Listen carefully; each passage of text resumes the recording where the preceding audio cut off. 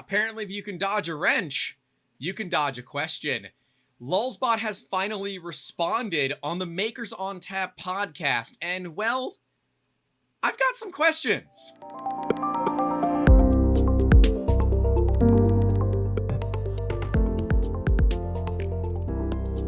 Welcome to a Grant Rant. We have listened to you guys, and we're gonna turn down the ranting just a hair because while I am a very animated person and very little of that last video was actually fake, I heard you, so we're gonna turn it down. But let's talk about Lulzbot. Our last video, we talked about Lulzbot stealing and not providing attribution to Dave Randolph and his company, Printed Solid. And, well, Printed Solid, primo response on social media for your Twitter post for April Fool's Day. Honestly, that's what I should have done. I truly a phenomenal response to all of that. So kudos to you guys. Honestly, that was great. Yeah, Joe and the other guys at Makers on Tap brought on the CEO of Lulzbot to talk about this, along with some other questions in the industry. And it's about an hour-long episode, which we will have linked in the description down below. Please go watch and listen to the whole thing. It is good to hear. My TLDR of the episode is if you can dodge a wrench, you can dodge a question. And Lulzbot, well, that's all that they were doing. Joe, Chris, and Aaron, the guys at Makers on Tap, brought on John Olhoft. And excuse me if I'm butchering that last name, but John is the CEO and president of Lulzbot. Who, I mean, Lulzbot's been great in this industry, but this whole debacle, it's kind of given them a bad taste. And within the first 15 minutes, it felt like I was listening to a politician. John was dodging questions, and honestly, really, really well. I have not seen someone dodge questions that well. The only question that I think that John really answered properly was the question regarding individuals of color and females working for the company. He actually brought real statistics to the table because that's what we like to see. We like to see statistics. And yes, I recognize we can't see statistics about open source, yada, yada. But yeah, the questions themselves were a little nebulous, and that's okay, but I think the answers themselves need to be very pointed, and you have to understand what you're getting yourself into when you're answering these kinds of questions, John. I would invite you, John, even though you probably don't like me, and that's okay, you're welcome to have your own opinion, to come on to our podcast, Making Awesome. We are not trying to one-up Makers on Tap. Please, Joe, Chris, Aaron, I love you guys. I love the podcast. It's awesome. We never got our answers. And that's not your all's fault. That's absolutely John's fault. John did not answer your questions. The fact that you brought up the dropping of resellers on the spot when they were trying to sell Syndabber printers, that's a big deal. And something that I kind of ignored because the big thing with Lulzbot right now is their open source problem, right? And how they're not really giving attribution when they should. This podcast opened up, I think, a whole new can of worms. And an individual on Twitter, I think, put it the right way. Tell me you don't want to follow open source without really telling me you don't want to follow open source. And that entire podcast episode is Lulzbot just trying to say, well, we're not really a huge fan of it anymore. When Lulzbot was bought by Fargo 3D, they shut down their Colorado location. And basically everybody there, except for a couple of people, did not move over to Fargo. So they went to work for somebody else. Syndabber picked up basically all of them, and they released basically a Lulzbot Taz 6 for less. And resellers like, awesome. Well, here's the deal. Lulzbot doesn't have reseller accounts, and we had a reseller agreement with Lulzbot, which is not. They just kind of say, hey, here's the thing that you can use to get cheap printers. Cool, thanks. That's how we got our Taz 6, which is right above me. Not a bad printer, but it's not running now. Should give you an idea. Anyone that sold Syndabber, they pulled their account and said, too bad. And ours got pulled back in the day when we were pointing out the issues of Bang Bang versus PID. And they got real mad at us for that. That's kind of the deal with Lulzbot. They're able to pull their their reseller accounts for any reason they want, which I get allows them to kind of control the way that their brand is put out there, but it sours a lot of people, right? You're doing a very 3D Systems move or a very Stratasys move in a company that doesn't have that kind of clout. It really goes against the core of open source. They're just taking their ball and going home.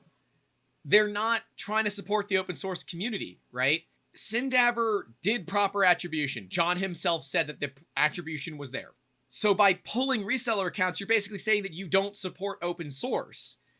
You knew this was a possibility. It happened, and then you took your ball and went home. And yet, a little bit later, you yourself did it, and when you get called out for it, you ignore it until people like us call you out, people like Joe, Chris, and Aaron of Makers on Tap call you out, and you sit there and dodge the questions. I have a hard time looking at this and saying I feel any better about Lulzbot. This is kind of a big deal for the 3D printer community, and we need to get this information out there. Because if you're looking to buy a printer, Lulzbot is likely going to be on that list. With this new printer, they might be on our upcoming list of affordable 3D printers that we recommend. But until they can get this stuff straightened out, we're going to take them off the list. Because guess what? Creality had these issues too back in the day. But they even straightened it out, and they admitted their fault. But I don't have a lot of faith for Lulzbot right now. It feels like with this new acquisition, they're pulling away from their roots. And, well, yeah, you uprooted an entire company. Of course your roots aren't going to exist anymore. Lulzbot did not make a mistake here. They were intentional with what they did. They were intentional with how they responded. They were intentional with putting John on a podcast to talk about this and gave him all the tools that he needed to dodge. I'm glad that Lulzbot fixed the problem. And I want everyone to understand that. I'm glad they fixed the problem. But similar to how Cricket fixed their problem too, it's too little, too late. You've lost the trust of the community. You've lost the faith of the community. And people that already looked at you guys as really kind of overpriced, oddly built bed slingers, when there's other options out there that are more affordable and have better features. Now you're also looking at getting another charge added to your record of a company that is dedicated to open source, but then themselves not following it, but saying they're dedicated, but also cutting people's reseller agreements because of it. And it's funny because Joe, Chris, and Aaron clearly did their homework, and they said, we found one company selling Syndaver and Lulzbot, and John was not expecting that. And it was very clear that he's like writing a note to say we need to pull their reseller account. I understand that there's business, and I understand the business move, right? As a business owner myself, I understand there are business moves. It's why we're toning down the Grant rants. I don't want to tone them down because, well, I'm a very, very animated person. Some people like that, some don't. But we're going to tone them down because that's what the community wants to see. We got more backlash than I care to have. More than a handful of people saying, hey, cut this out. And so we're going to change, right? I'm not apologizing for what I was or who I am or anything like that because there's no reason to. If I did something wrong, I would apologize for it. Like saying that they were canceled. Okay, yeah, that was a little much. But I think ultimately John came into this knowing the questions that were going to be asked because, of course, Joe, Chris, and Aaron asked on Twitter what you guys wanted to see them ask the president of Lulzbot on their podcast. And yeah, John Olhoft, I don't think you answered anything except the demographic question, which is great. I'm so glad that you guys have that metric, but it's odd to me that that was the only question you came prepared for. It's like, oh, we'll be fine. Let's make sure we get the demographic one because that's the one we can't talk our way out of. But you know what? I got this. I'm charismatic. I can talk my way out of it. I want to see Lulzbot do better. And I think them just straight up apologizing, saying, you know what? You're right. We didn't think it was going to be an issue. And we're sorry.